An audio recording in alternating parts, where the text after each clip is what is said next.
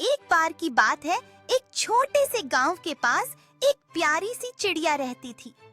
वह बहुत मेहनती थी, लेकिन उस दिन उसे कहीं भी खाने को कुछ नहीं मिल रहा था। पूरे दिन इधर उधर उड़ने के बाद भी उसे एक भी दाना नहीं मिला। शाम होने लगी थी और चिड़िया बहुत भूखी और थकी हुई थी। तभी अचानक उसे जमीन पर एक छोटा सा चने का दाना दिखाई दिया। चिड़िया बहुत खुश हो गई और बोली, आज तो मेरी भूख मिट जाएगी।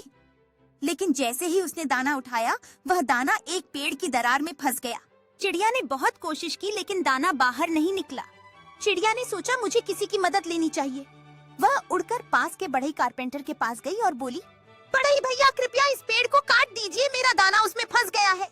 बढ़ई ने मना कर दिया और कहा, मेरे पास समय नहीं है। चिड़िया उदास हो गई, लेकिन उसने हार नहीं मानी।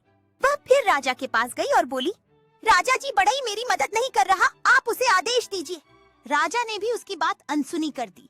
अब चिड़िया एक एक करके कई लोगों के पास गई, रानी, सांप, लाठी, आग, पानी, लेकिन कोई भी उसकी मदद के लिए तैयार नहीं हुआ। आखिर में चिड़िया चींटी के पास गई और अपनी पूरी कहानी सुनाई। चींटी छोटी थी, लेकिन बहुत समझदार और दयालु थी। उसने कहा, तुम चिंता मत करो, मैं तुम्हारी मदद करूंगी।